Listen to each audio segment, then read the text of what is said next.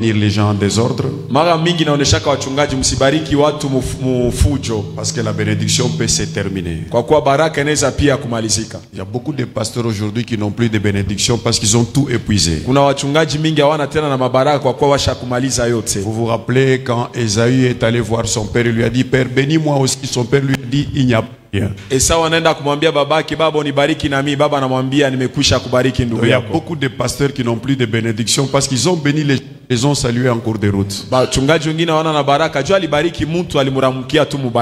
Alors, sur base de tout ce que le Père vient de dire, je pense que je dois vous bénir. Je vous bénis au nom de Jésus. Je vous bénis au nom de Jésus. Nous disons merci au Père.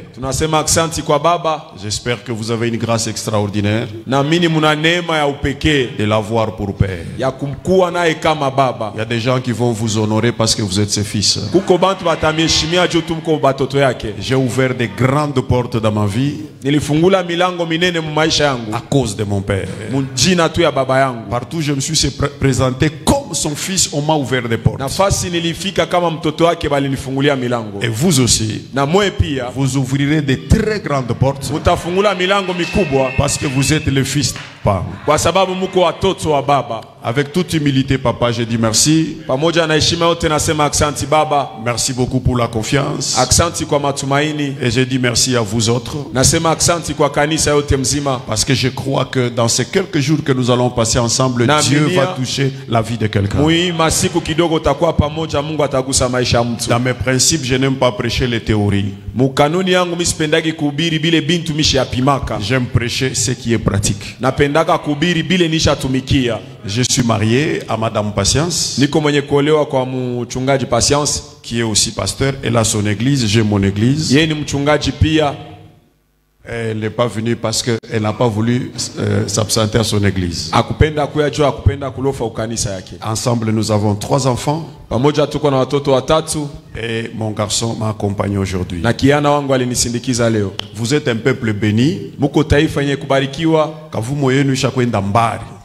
Votre renommée est déjà partie de très loin. Et je me réjouis de vous voir ce matin. Il y a un ami qui a vu l'affiche hier, il est à Cape Town en Afrique du Sud. Le pasteur Thierry Moufichi. C'est vraiment un ami pour moi, c'est un frère. Alors quand il a vu, il a dit, comment tu vas à Kipushi sans demander l'autorisation de visa? Et il m'a parlé de vous. Vous êtes un peuple extraordinaire. Alors, manifestez les réalités spirituelles. Manifestez les réalités spirituelles.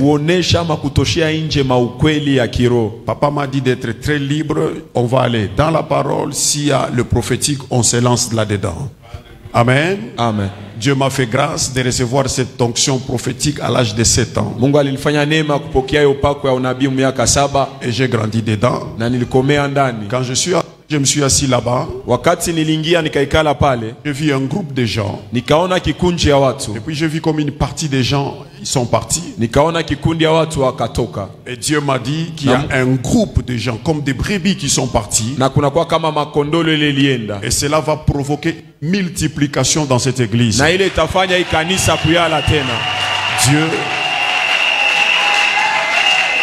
Dieu va tripler.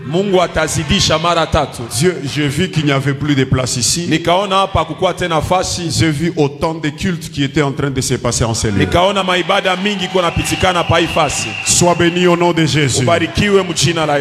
Manifestez les réalités spirituelles. Romains chapitre 1er verset 20. Romains chapitre 1er verset 20. Nous lisons Romains 1er le verset 20. La parole de Dieu nous dit ceci. En effet, les perfections invisibles de Dieu, sa puissance éternelle, les perfections invisibles de Dieu, sa puissance éternelle et sa divinité. Écoute bien, et sa divinité. Ok. Se voit comme à l'œil. Comment? Ça se voit comme à l'œil. depuis la création du monde, quand on les considère dans ses ouvrages, ils sont donc inexcusables. Soyez bénis. Mubarikiwe.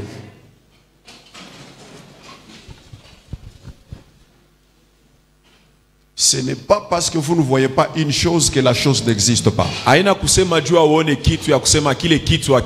Nous parlons de manifester les réalités spirituelles. En passant, je vais vous dire une chose. Ce n'est pas parce que la manne ne tombe plus que Dieu a oublié cette formule. Fabriquer la manne.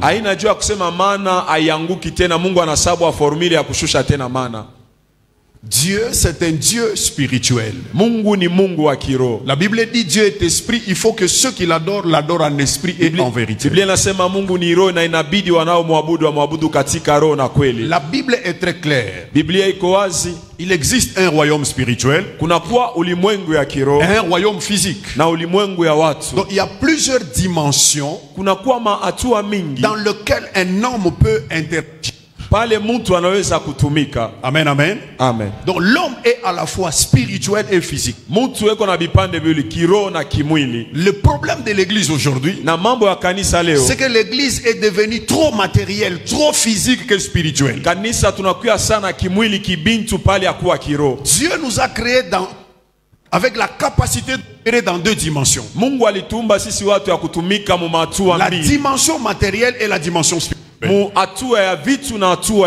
que je parle à quelqu'un? Amen. Dans Rome que nous venons de lire,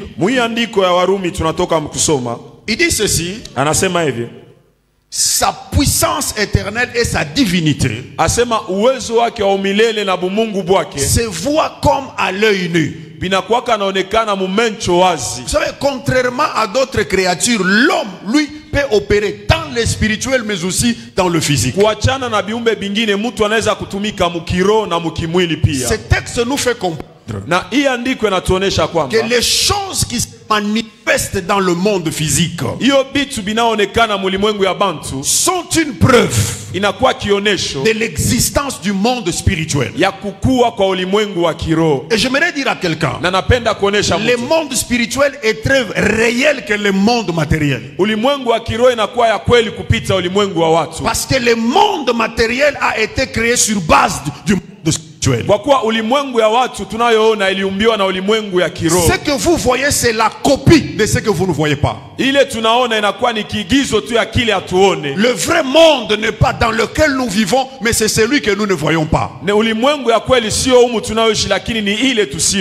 Donne-moi un amen. Amen. Amen, amen. Amen. Mais malheureusement aujourd'hui, l'homme se limite à ce qu'il voit. Mais la réalité, c'est ce que tu ne vois pas. Colossiens chapitre 1er verset 16. Colossiens 1er 16. La Bible nous dit ceci: car en lui ont été créées toutes les choses qui sont dans les cieux et sur la terre, les visibles et les invisibles. Il y a des choses invisibles mais qui existent réellement. Et la Bible confirme qu'en lui ces choses ont été créées, les visibles et les invisibles. Est-ce que je communique la parole? Amen. Dans cette salle, il y a des choses visibles et invisibles. Est-ce que quelqu'un croit qu'il y a les anges en ce moment même? Donne-moi un amen. Amen. Je peux appeler à ton téléphone. Ça va passer. Tu sais pourquoi? Parce que dans cette salle il y a les ondes. Mais c'est invisible. Dans cette salle il y a l'heure. Mais c'est invisible. La Bible dit ceci: Dieu a créé des choses visibles et invisibles. Alors tout au long de cette je vais vous enseigner comment appeler à la manifestation des choses invisibles. Ça devient visible dans votre vie. Donne-moi un amen. Amen. Amen, amen. Amen. Et ce verset continue, il dit les visibles et les invisibles, les trônes, les dignités, les dominations, les autorités. Tout a été créé par lui et pour lui. Donc nous comprenons que des dominations visibles et invisibles existent. Il n'y a pas que le trône visible que vous connaissez. S'il y a des présidents partout dans le monde, c'est une copie. Dans le monde spirituel, il y a quelqu'un qui règne. Est-ce que je parle à quelqu'un? Amen. Tout dans le physique a son parallèle dans le spirituel. J'enseigne des choses un peu compliquées. Si tu es bébé spirituel, tu ne comprends pas. J'ai dit tout dans le physique a son parallèle dans le spirituel. Parce que le monde matériel, c'est une copie du monde spirituel. Est-ce que je parle à quelqu'un? Amen. C'est pourquoi la Bible dit, avant que tu ne sois dans le ventre de ta mère, je te connaissais. Avant que ta mère se marie, Dieu, je te connaissais. C'est pour te dire que avant que tu ne sois dans ce monde matériel, tu as existé dans le monde spirituel. Donne-moi un amen. Amen. Je peux choquer quelqu'un. Ton vrai nom, ce n'est pas Tantine. Ce n'est pas Mamie. Ce n'est pas Dali. Ton vrai nom, la Bible dit, à celui qui vaincra, je lui donnerai une pierre sur laquelle est écrit son nom. Donc ton véritable nom, il est dans le spirituel. Maintenant dis à ton voisin, je suis un homme spirituel. Je suis un homme spirituel. Dis-lui, je suis spirituel et physique. Je suis spirituel et physique. Est-ce que je communique à quelqu'un? Amen. Jésus est dans le royaume spirituel. Prenons Matthieu chapitre 3 verset 16. Matthieu 3, 16. Matthieu chapitre 3 verset 16. La Bible dit, dès que Jésus eut été baptisé, il sortit de l'eau. Et voici les cieux brillent. Et il vit l'Esprit de Dieu descendre comme une colombe. Frère, nous savons tous que l'esprit est invisible, n'est-ce pas? Mais Jésus s'est fait baptiser. Ceux qui étaient là ce jour-là, la Bible dit, ils ont vu l'esprit descendre comme une colombe. Et voici une voix fit entendre des cieux. Donc depuis le monde spirituel, Dieu parle. Et ceux qui étaient dans le monde physique ont entendu la voix spirituelle. Donc c'est possible de faire venir dans le monde matériel c'est dans le monde spirituel. Est-ce que je parle à quelqu'un? Amen. C'est sur base de la parole, hein? C'est pourquoi je vous donne des versets. Dieu parle depuis le monde spirituel. Mais ceux qui assistaient au baptême de Jésus, ils ont entendu. Ce matin, Dieu va faire quelque chose. Tous ceux qui sont dans la sorcellerie, ils vont entendre ce que Dieu avec toi. Au nom puissant de Jésus. Donne-moi un amen. Amen. Est-ce que je parle à quelqu'un? Amen. Jésus est dans le royaume physique, en train de se faire baptiser. Mais au moment où il sort dans l'eau, la Bible dit les cieux s'ouvrirent. Et une voix se fit entendre. Là de ça, ils ont vu l'esprit. Donc la voix de Dieu a parlé. Depuis le royaume des esprits. Mais ceux qui étaient dans le royaume physique, ils ont. Écoutez maintenant. Si tout ce que vous voyez c'est tout ce que vous connaissez, donc vous allez finir malheureux dans ce monde. Si tout voyez, c'est tout ce que vous connaissez, je vous dis, vous finirez très malheureux. Parce que la Bible dit ceci: nous ne marchons pas selon la vue, mais c'est selon la foi. Donc le christianisme ne dépend pas de ce que nous voyons, mais beaucoup plus des invisibles. Est-ce que je parle à quelqu'un? Est-ce que je communique la parole? Amen. Je peux dire à ce frère que d'ici une année, Dieu va stabiliser ta vie et les gens vont t'honorer sérieusement. C'est-à-dire depuis le spirituel, je viens de voir l'avenir de ce frère. Si tu négliges, donc tu es malheureux, parce que ceux qui réussissent dans la vie, c'est ceux qui comprennent que le spirituel est au-dessus du matériel. Est-ce que je parle à quelqu'un? Amen. Que vous serviez Dieu ou Satan, vous devez savoir que le royaume spirituel existe réellement, et que ce royaume spirituel a beaucoup plus d'autorité sur le royaume matériel. Le royaume spirituel est capable de se superposer au royaume matériel. C'est la raison pour laquelle nous ne sommes pas découragés. Même quand nous traversons dans des combats, nous savons que nous dépendons du royaume spirituel. Est-ce que je parle à quelqu'un? Amen. Si que lorsque vous êtes malade, nous prions pour vous et vous croyez à la guérison, c'est parce que vous savez qu'il y a un royaume spirituel capable de déverser sur moi la guérison. Est-ce qu'il y a quelqu'un qui croit au spirituel? Est-ce qu'il y a quelqu'un qui croit au royaume spirituel? Arrangez mon micro. Amen, amen. Amen. Maintenant écoutez. Les réalités spirituelles ne peuvent se transporter dans le monde matériel que lorsque nous apprenons à les manifester. Là où il y a le problème. Nous sommes bénis. Tu n'as pas besoin de prier Seigneur bénis-moi. La Bible dit ceci: il nous a bénis de toutes les bénédictions spirituelles. Donc,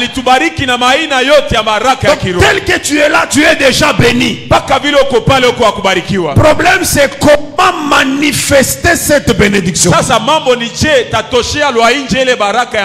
Donne-moi un amen si tu crois. Amen.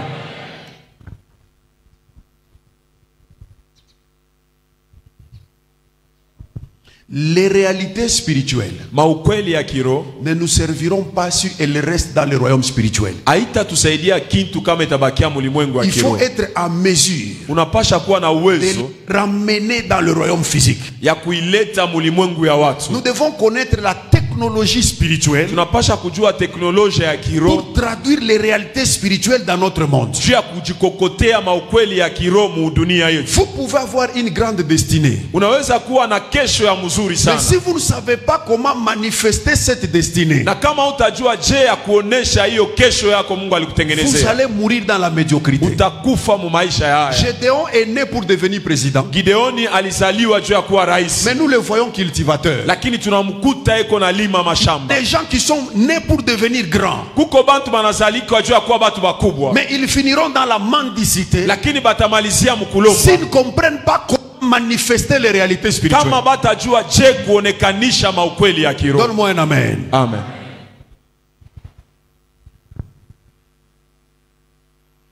Savez-vous que le sol sur lequel nous sommes peut contenir des minéraux sans que nous le sachions? Tu peux marcher, peut-être ta maison est construite sous l'or, mais tu ne connais pas et tu continues à vivre dans la pauvreté. Est-ce que je parle à quelqu'un?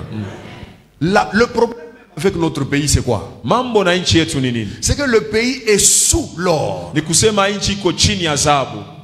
La plupart de mes amis qui viennent dans ce pays, au bout d'une année, les Indiens et les Chinois, au bout d'une année, ils deviennent millionnaires. Un mois, une année, on a quoi millionnaire? Et il n'y a que nous-mêmes qui ne comprennent pas. Et souvent ils me disent, pourquoi vous ne comprenez pas que vous êtes riche?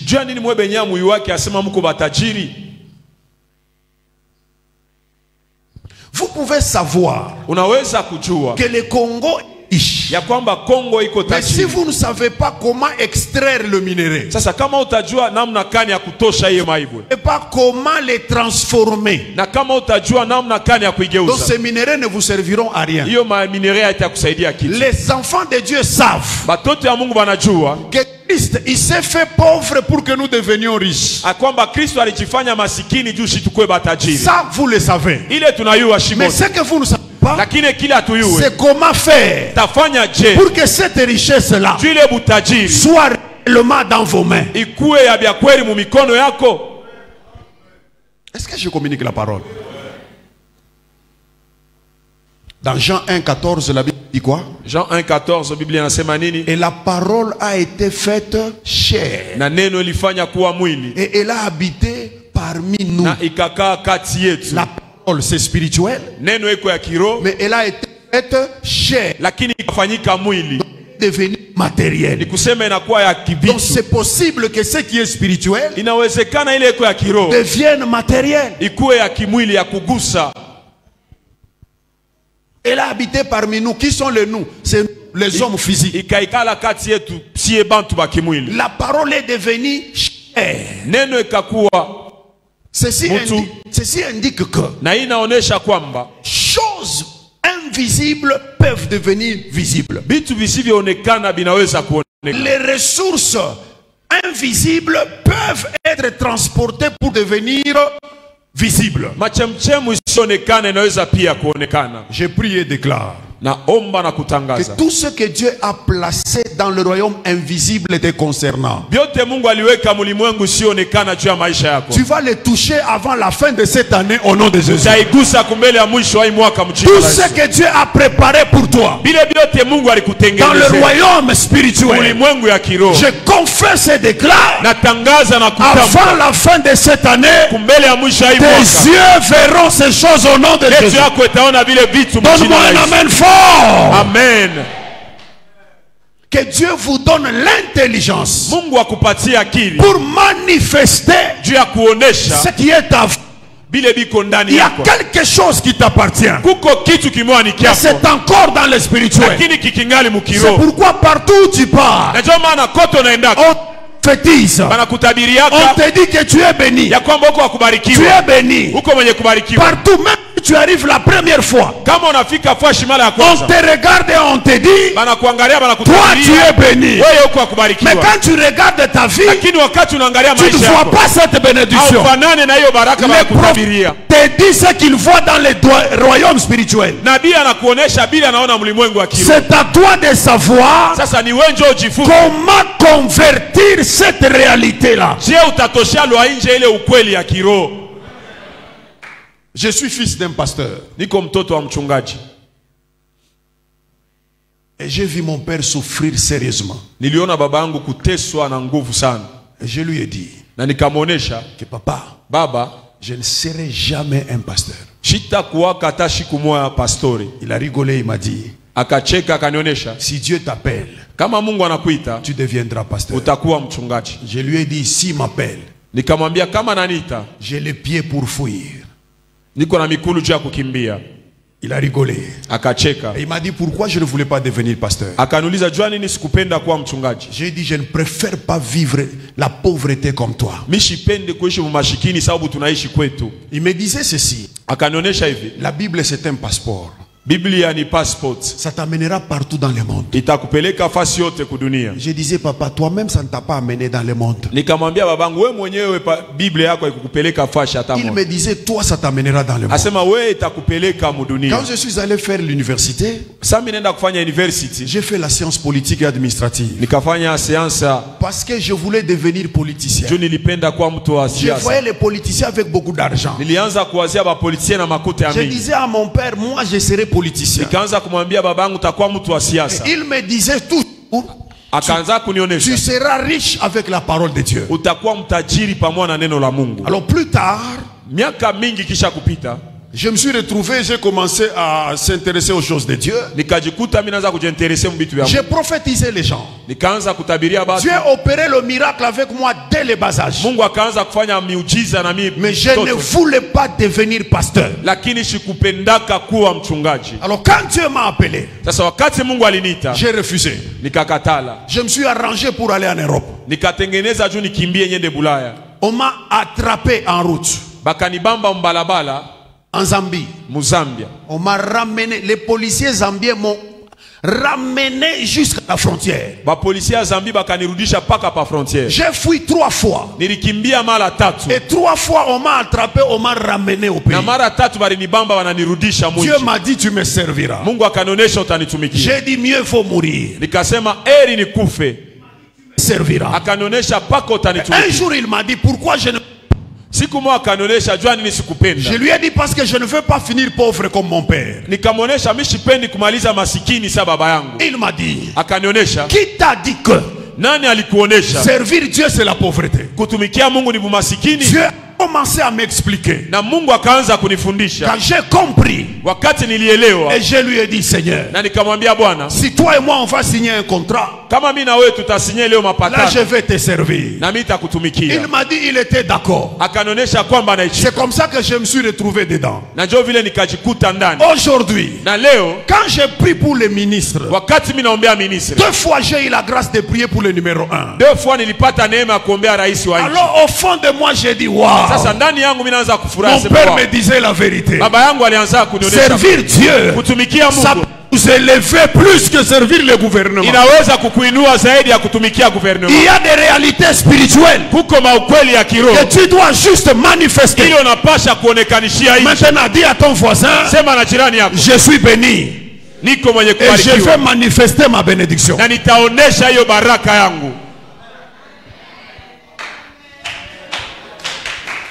Est-ce que je parle à quelqu'un? Amen.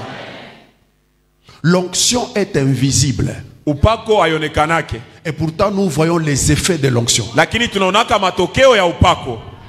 L'onction est du domaine spirituel. Mais l'onction laisse ses effets. Elle parle depuis le royaume spirituel. L'onction opère le miracle depuis le royaume spirituel. Et nous avons les résultats. Écoutez-moi église. Les bénédictions que vous obtenez, les foules qui vous suivent, l'impact que vous avez dans la vie ne sont que les manifestations des réalités spirituelles qui sont disponibles pour vous dans le royaume spirituel.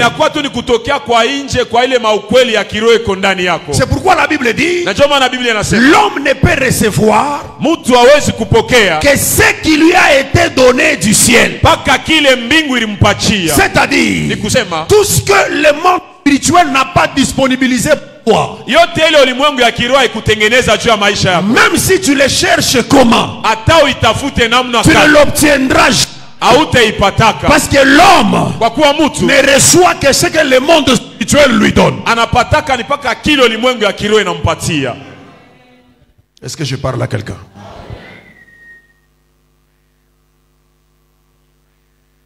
Il y a des gens qui ont fait des études aux États-Unis, mais ils sont en train de mendier. Qui t'a dit que réussir c'est avoir un diplôme? L'homme ne peut recevoir que ce que Dieu lui a donné. La vie de l'homme est scellée depuis le royaume spirituel. Ce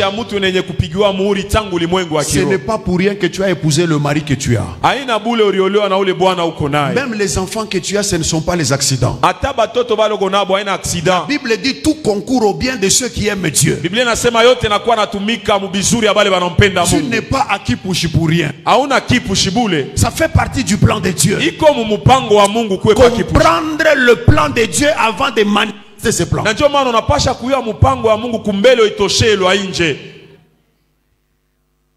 En ce moment même, pendant que je vous prêche, le royaume spirituel est en train de décider sur Ulimwengu wa kiroho kuna panga mipango pa maisha ya watu wengine. Dieu élève certaines personnes. Mungu eko na inua watu wengine. C'est moment même. Paka mwi wakati. Dieu décide d'honorer certaines personnes. Mungu anapanga kuheshimisha watu wengine. Ça se passe depuis le royaume spirituel. Iko napitikana mulimwengu wa kiroho. Et bientôt les gens vont voir ça avec leurs yeux. Na masiku kidogo batu bataiona na macho yabo. Est-ce que je parle à quelqu'un? Amen. C'est pourquoi quand nous vous prêchons, vous entendez les choses différemment. Écoutez, je peux prophétiser ici sans donner le nom d'une personne. Mais le propriétaire de la prophétie saura que c'est moi. C'est moi. La Bible dit que l'esprit rend témoignage à notre esprit. Quand vous arrivez à un endroit pour la première fois, c'est un mauvais endroit. Même si tu n'es pas prophète, mais si tu es enfant de Dieu, tu sais à l'intérieur de toi que je mauvais endroit. Mais si tu es au bon endroit, l'Esprit de Dieu témoignera à ton esprit que tu es au bon endroit.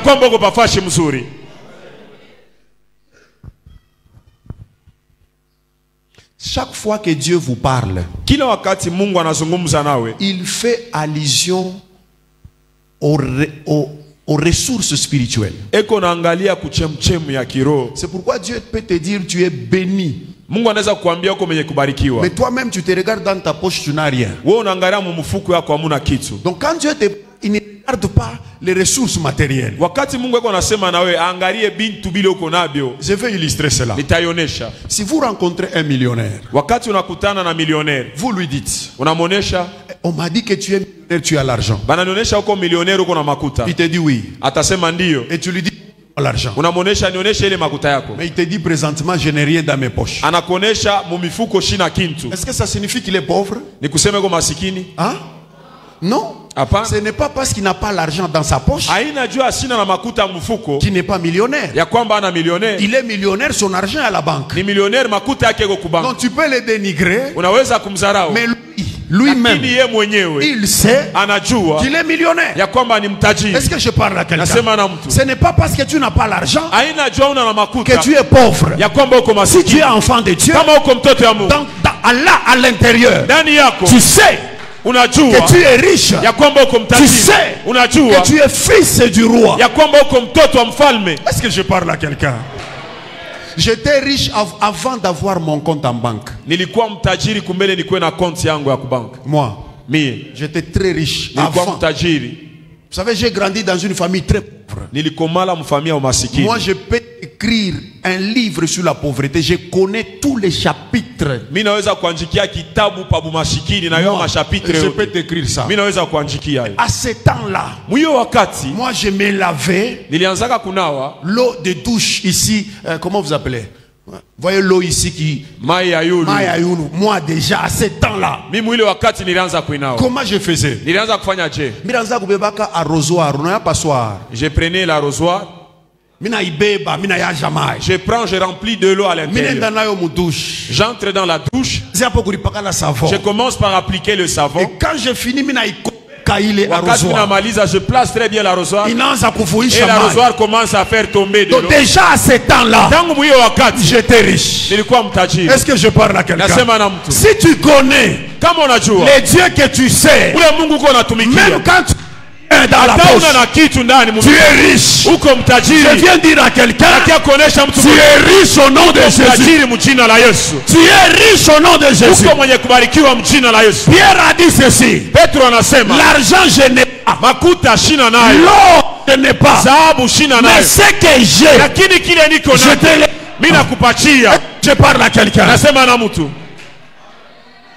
Dis à ton voisin, si tu as un problème, viens me voir. Dis-lui, je suis riche.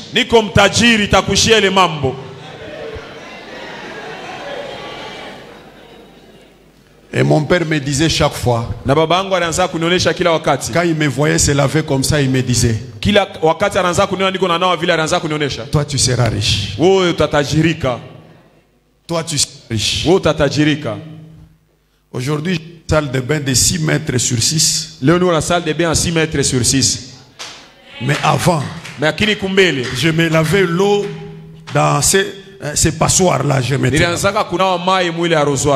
que je parle à quelqu'un? Ne laisse personne te dire que tu n'as rien. Tu as quelque chose. Ne sois pas complexé. Moi je ne me complexe jamais. S'il y a quelqu'un qui te dépasse en taille, toi aussi tu dépasses que tu es court.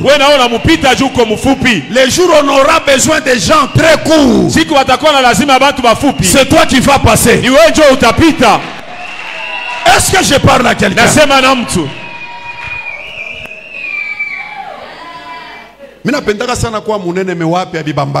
J'aime trop grossir, mais ça ne marche pas. Un jour, les agents SNEL sont venus chez moi. Je suis sorti. Ils m'ont dit, va appeler ton père.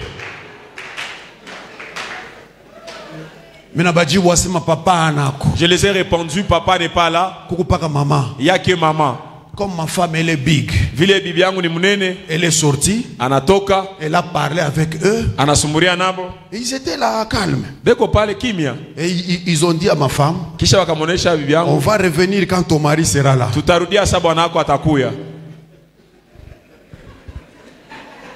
Les gens peuvent te sous-estimer, mais il y a quelqu'un qui peut te valoriser. C'est Jésus de Nazareth. C'est le roi de gloire et grâce. Chaque fois que je suis au volant avec mon épouse, les pêcheurs me disent, toi, chauffeur, on demande l'argent à madame. Et toi, arrête-toi. Je m'arrête. Les pêcheurs parlent avec ma femme. J'ai toujours dit à ma femme que un jour, Dieu va m'honorer, il va me donner aussi un gros corps. Est-ce que je parle à quelqu'un? Ne laisse personne te terroriser. Parce que tu n'as pas l'argent dans ta poche. Tu as l'argent dans le royaume spirituel. Tu es béni de toutes sortes de bénédictions. Ne laisse personne te mépriser. Parce que tu n'as pas un véhicule. Tu es un homme béni. Tu es une femme bénie. Donne-moi un amen fort. Amen. Dis à ton voisin, je suis béni.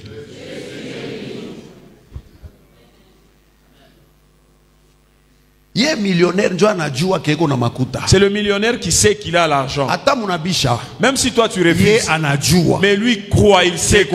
Tant que tu sais. Job a dit ceci. Je sais que mon rédempteur, il est vivant et il s'élèvera le dernier. Tant que tu sais, ça suffit. Tant que tu sais que tu as un Dieu, le Dieu de Papa Esdras, tant que tu sais que son Dieu est vivant, ton histoire peut changer. Donne-moi un amen fort. Tant que tu sais. Est-ce que je parle à quelqu'un? Je parle à quelqu'un. Vous savez, quand quelqu'un a ses $1000 dans la poche, et l'autre qui n'a rien dans ses poches, c'est différent. Tu verras que celui qui a $1000, il marche tout en gonflant. Il peut pousser même les beignets d'autrui. Mais celui qui n'a rien, il marche comme un abbé. C'est pourquoi? Parce qu'il sait que il n'a rien. Si tu sais que tu as un Dieu vivant, tu ne l'as jamais mélangé avec d'autres choses. Tu ne l'as jamais mélangé avec d'autres choses. Tu sais à l'intérieur de toi que tu as un Dieu. Ne laisse personne te terroriser. La Bible dit ceci. Si Dieu est pour nous, qui sera contre nous? Le problème c'est savoir que tu as un Dieu. C'est savoir que tu es béni.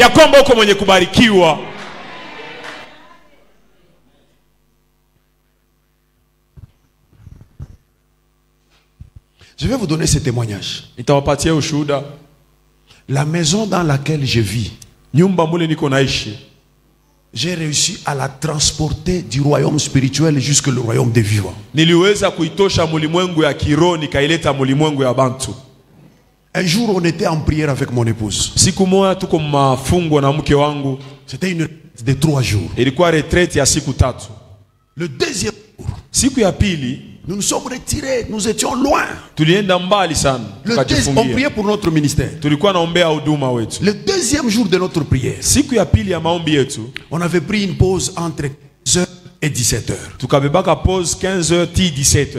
Et nous nous sommes allongés, nous avons pris notre tablette, nous avons commencé à regarder des vidéos sur YouTube. Tukajiallongé, tukaanza kuangalia ma vidéo pa YouTube. Je suis tombé sur une très belle maison aux États-Unis. Nikaangukia pa nyumba moja ya mzuri kwa Amerika. Vraiment une belle maison. Nyumba moja mzuri sana. On a commencé à regarder la maison. Tukaanza kuangalia ile nyumba. Nous avons commencé à regarder avec mon épouse. Tukaanza kuangalia na mke wangu. J'ai dit waouh. Nikasema ah, quelle maison. Nyumba moja mzuri sana. J'ai dit waouh.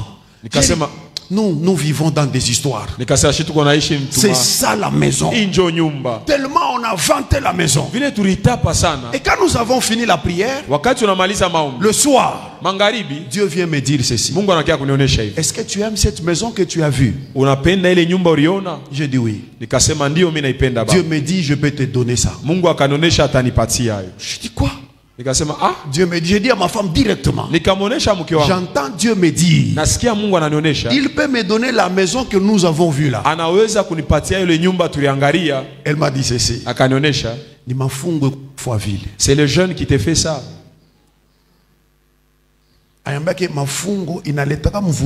Donc, sur notre deuxième jour. Deuxième jour des jeunes, ça peut amener des troubles dans la tête. J'ai dit non, j'ai entendu Dieu. Elle m'a dit ok. J'ai téléchargé la vidéo. Et j'ai dit à Dieu, merci de m'avoir donné cette maison. J'ai imprimé des photos. Je suis allé voir un ingénieur, un architecte. Je lui ai présenté la vidéo. J'ai dit, est-ce que tu peux me faire le plan de... Il a dit il pouvait faire le plan mais à $4,000. J'ai dit quoi? Juste le plan? Il a dit oui. J'ai dit ok. J'ai dit à ma femme, je vais chercher $4,000. Je vais acheter le plan. Elle m'a dit, est-ce que la folie? J'ai dit non, j'ai entendu Dieu. Il m'a dit, il m'a donné cette maison. Je suis allé, j'ai acheté le plan. 3 mois après, l'architecte avait fini le plan, il m'a donné. Pendant une année, j'étais en train de prier avec des papiers. Je disais à Dieu, c'est une maison qui peut vous coûter des centaines de milliers de dollars. Je disais à Dieu, merci pour la maison. Depuis le royaume spirituel, tu m'as donné une maison. J'ai glorifié le Seigneur.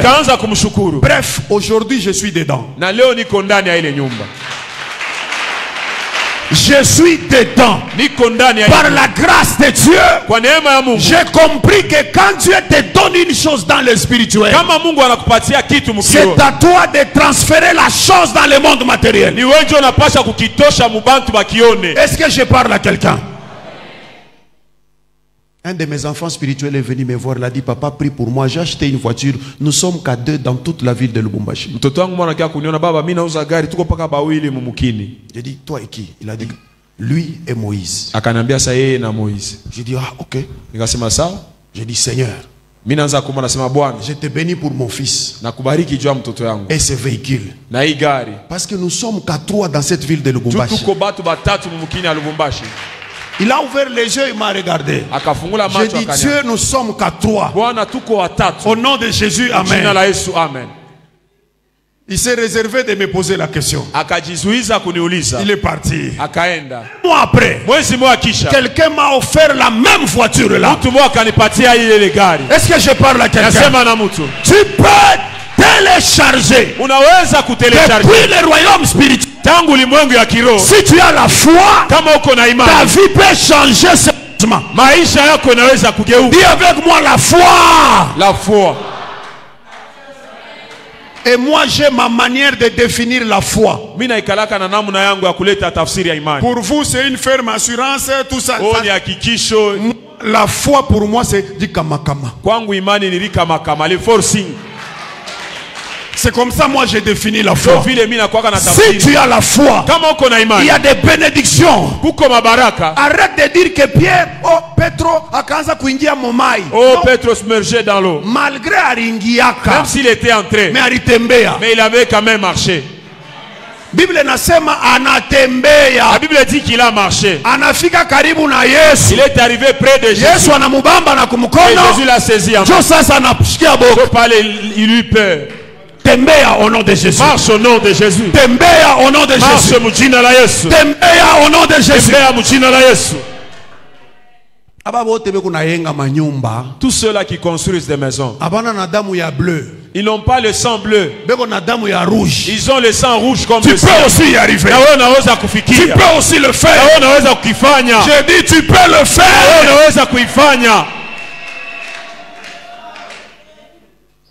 Si tu as la foi, c'est possible.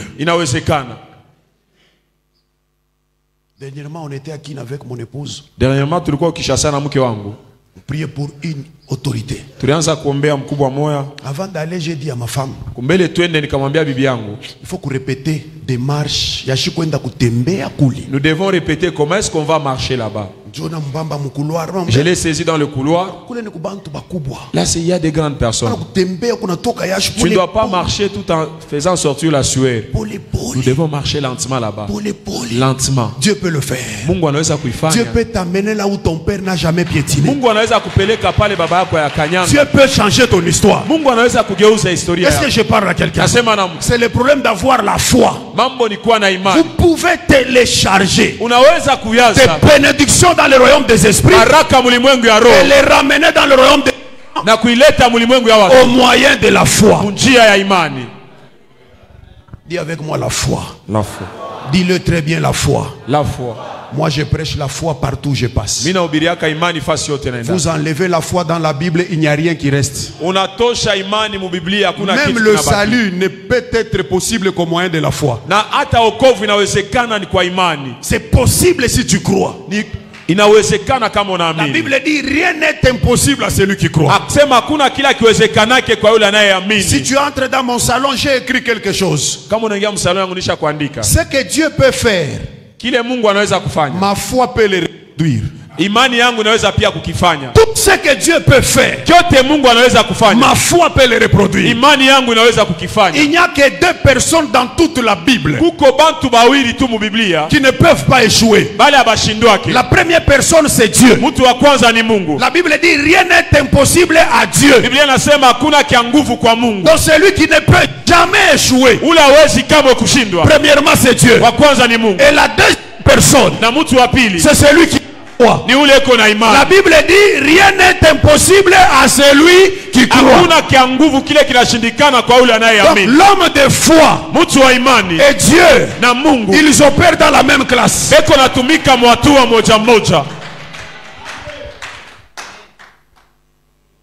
Que Dieu change ta situation. Cette semaine, le Dieu de papa Esdras. Vous savez, quand Dieu veut élever quelqu'un, il commence pas par lui donner l'argent. Non. Il commence par rendre les noms grands. Il dit à Abraham, je rendrai ton nom. Le nom de notre papa, c'est déjà grand. Tu peux écrire une lettre sans adresse. Tu écris juste son nom. Que ça soit à Kinshasa ou en Afrique du Sud, ça va arriver jusqu'à Kipushi. Parce que son nom est déjà grand. Maintenant, vous ne pouvez pas avoir un père connu dans le monde entier et toi-même le fils finir dans la médiocrité. C'est impossible. La manière dont Dieu a rendu le nom grand de notre papa, il nous prépare à l'élévation. Je viens prophétiser prophétiser ton élévation. Viens prophétiser ton élévation. Au nom de Jésus. Dis à ton voisin, c'est possible. Dis-lui, je suis béni. Dis-lui, je suis béni. Je suis béni. Dis-lui très bien, je suis béni. Je suis béni. N'oublie pas, un millionnaire, il sait. Il sait qu'il a l'argent. Même s'il n'a pas un franc, il sait qu'il a le pouvoir. Le problème avec l'église, c'est que le peuple de Dieu ne savent pas. La Bible dit ceci. J'avais dit, vous êtes des dieux. Vous êtes qui? Des dieux, mais vous mourrez comme des humains. Donc, la Bible reconnaît que tu n'es pas humain. Un Dieu vivant. Tu dois vivre comme un Dieu. Donne-moi un amen fort. Amen. Un de mes voisins d'en face, un jour il vient me voir, il me dit, bon pasteur, jirani yangu moya ule tulikuwa naangalia naye manyumba anakia kunilaka en disant je me déplace vers Likasi. J'ai dit njuu ya nini? Nyumba ina yako sasa ni yangu. Oh, c'est ta propre maison, pourquoi? J'ai dit sasa munama juu ya nini? Pourquoi est-ce que vous déménagez? Sasa tunamiachia quartier. Nous vous laissons le quartier. Mais ça juu ya nini papa? À cause de quoi papa? Sasa unanyangaisha. En disant tu m'as tellement tourmenté. Présence yako inanifungia bintu. Ta présence a bloqué de choses. Le business ne marche plus. Ces gens-là qui venaient depuis que tu es en cellule ne descendent plus. Te laissons le quartier. Continue. Et j'ai dit, oh, va dans la paix du Seigneur. Que le Dieu Tout-Puissant t'accompagne. C'est impossible qu'un enfant de Dieu il quitte la parcelle en disant dans la parcelle il y a des sorciers. Il y a quelque chose qui ne marche pas bien. Un véritable enfant de Dieu. Les sorciers doivent se déplacer de la parcelle. Est-ce que je parle à quelqu'un? Tu dois savoir. Le problème c'est savoir.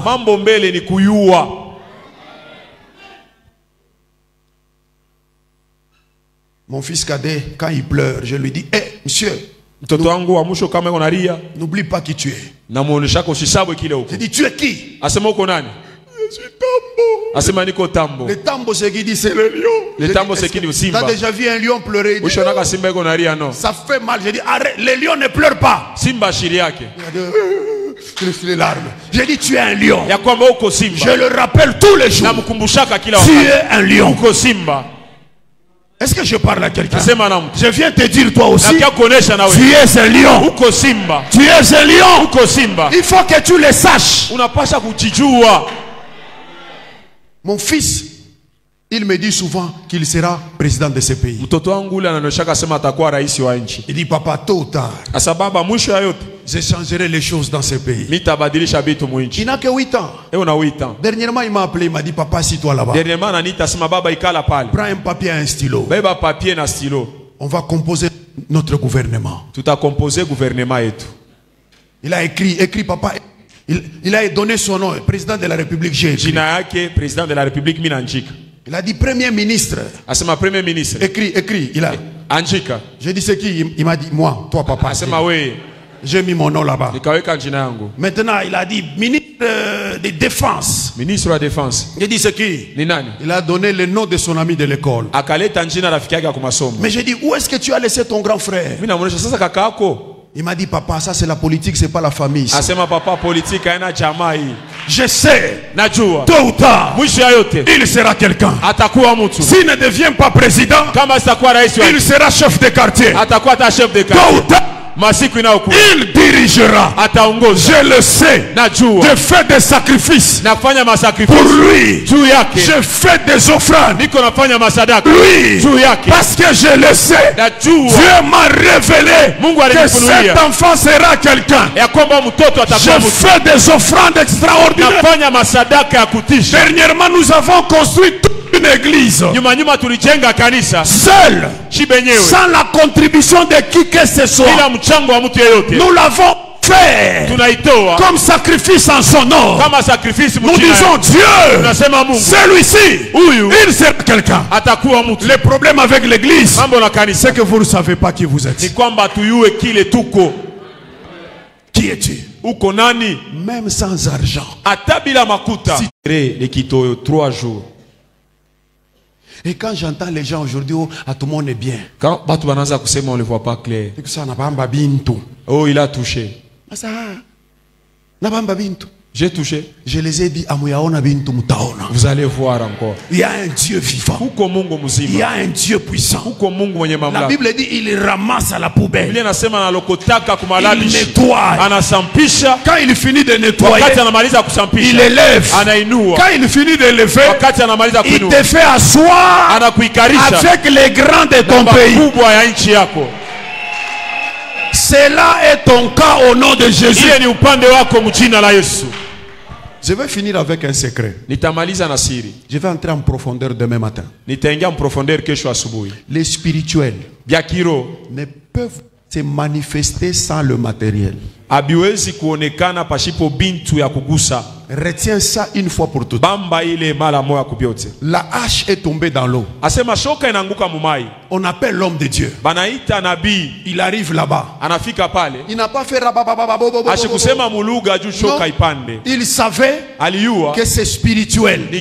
Mais le spirituel ne peut jamais fonctionner sans le matériel. Il a dit, coupez-moi un bois. Quelque chose de matériel. On lui a donné le bois. La Bible dit, il a jeté ce bois là où la hache était tombée. C'est alors que le bois a fait surnager le fer. C'est pour te dire que les spirituels ne peuvent jamais se manifester s'il n'y a pas le matériel. Ça, c'est ce que déjà ignorent. Oh, l'eau n'a pas un bon goût. Ils sont allés appeler les prophètes. Il arrive. Montrez-moi la source. C'est ici. Est-ce qu'il a parlé en langue? Il a dit quoi? Donnez-moi du sel. Amenez quelque chose de matériel. Pour que le spirituel s'opère. Amenez-moi quelque chose de matériel. On a amené le sel. Il a jeté là-bas. Et puis l'eau a eu un bon goût. Jésus fait nourrir 5000 personnes. Du royaume des esprits. Il n'a pas fait rababababa. Qu'est-ce que vous avez? On a juste quelques pains seulement. Apportez ça. On a amené. Après avoir rentré, pouf, 5000 personnes mangent. C'est pour te dire que c'est impossible que les surnaturels s'opèrent s'il n'y a pas le matériel. Kama unaenda fashi banakombea makute na tokelea mumufuko yako, kimbia, hapana Mungu pa ile. Si tu pars à un endroit où on prie et directement tu as l'argent, Dieu n'est pas là, c'est la sorcellerie.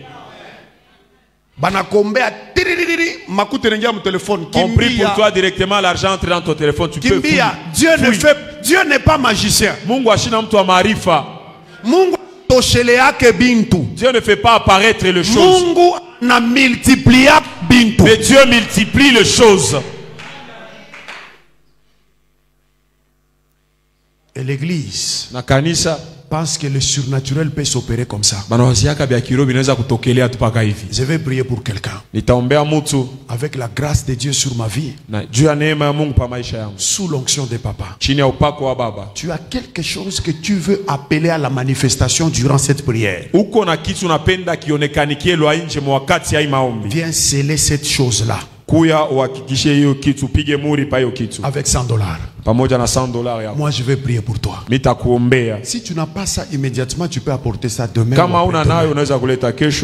Passe rapidement, je vais prier. Et puis nous entrons dans nous tous. Je dis ici, tu veux appeler manifestation. Quelque chose. Tu veux que quelque chose se manifeste. Viens prendre cette enveloppe pour $100. Et je veux prier. Na nitakuombea. Sous la grâce de papa. Kwa neema ya